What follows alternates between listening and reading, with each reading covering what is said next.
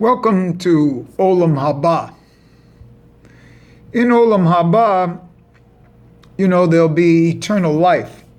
What does that actually mean? The Rambam thinks that eternal life will be in the world of souls, so to speak, that your soul will have eternal life. Where the Ramban, Nachmanides, feels that the body will be resurrected into eternal life. There'll be a physical presence, not only a soul presence. And this is a machlokas, and people say, well, we'll worry about it in the times of Mashiach and Olam Haba. Well, quite frankly, you see, I think Olam Haba is now. I think we live in Olam Haba. And so in Olam Haba, you actually have your choice. Both the Rambam and the Ramban are correct. You could either be in the world of souls, of bodies of light, of souls, or bodies of flesh, of ore. Both are ore. One with an aleph is light, one with an ayin is flesh, skin. And so, how is it that both are correct? And that's the whole secret of Olam Haba. That's the whole secret of the Talmud. That's the whole secret of Hanukkah, when you do both Beth Hillel and Beth Shammai. And it's a kind of like personal choice for all these things. What happened with my brother is, he wanted to go into the world of souls and be with my mother.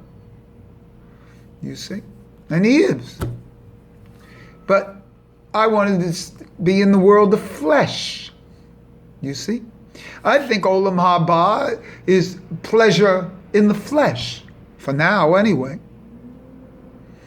And that's why there's a thing like a Gilgul, or some sort of Ibor, or, even when I die, I'll come back in the flesh. Or I'll go into a body of light. But it's a never-ending circle and chain. And we are in infinity.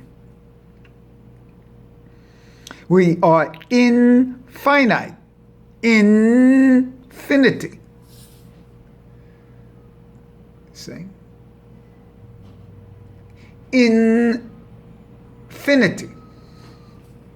And so the point is, we have a choice. And due to your perception and your level of being, that's what you represent here.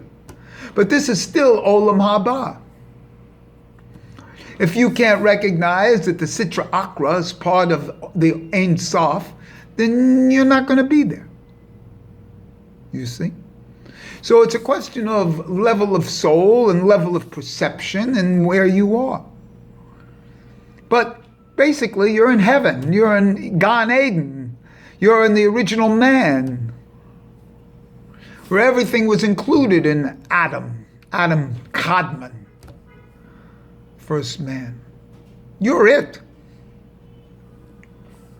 So this welcome to Olam Haba, and it's where both the body of light and body of flesh will be for eternity. And when you look outside your window, you'll see eternity. Or you think that says something that's going to happen later on, where there's an agreement with everything. Well, there's never been an agreement with anything. There's always been two sides to a coin. And so the point is, if you can't recognize this as the promised land, as the Olam Haba, as everything, as the resurrection, then you're going to be very disappointed. Because this is what we study for, live for, work for, to get through this barrier that we have to become rather than we already are. If you have to become, you never get there. You see? Because there's always a different level of becoming. Amazingly, then in Olam Haba, The level that you're on right now is the level that you are on in Olam Haba. So, both Maimonides and Nachmanides, the Rambam and the Ramban, are correct. And amazingly, you're going to be able to choose your own point of view. It's the same thing with Mashiachs. They're always saying how false Mashiachs, like Jacob Frank and Sevati Svi. They're not false Mashiachs. There's no such thing as a false Mashiach. Because to their people, they are Mashiachs. The same thing with the Lubavitcher Rebbe.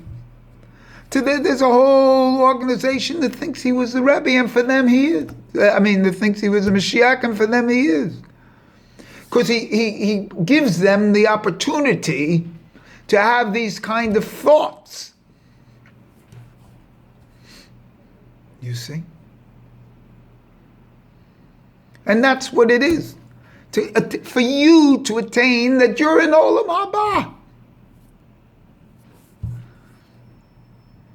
If you can't do that, then fine.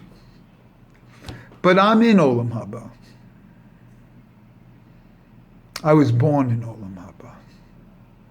I didn't have to do anything. And neither do you.